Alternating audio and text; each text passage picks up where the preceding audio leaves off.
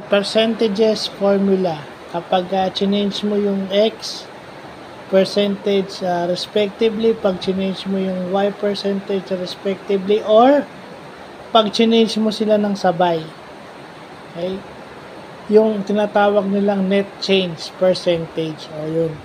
Yung net change percentage is yung magkasama silang dalawa. Yung mag-change yung percentage ng x saka percentage ng y. Siyempre, divided by 100 yon kasi percent niya. So, yan, sinolve ko na, no? Importante ito. Ito basic na basic lang.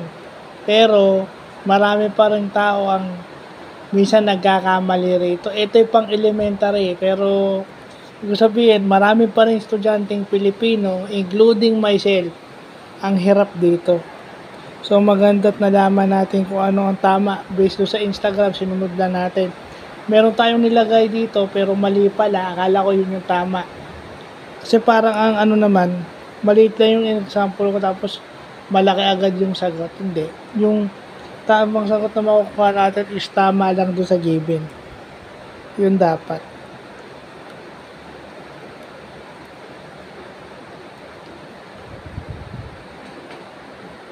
So, kunin mo na lang muna yung right side na yung may division. Tapos, i-plus mo na agad.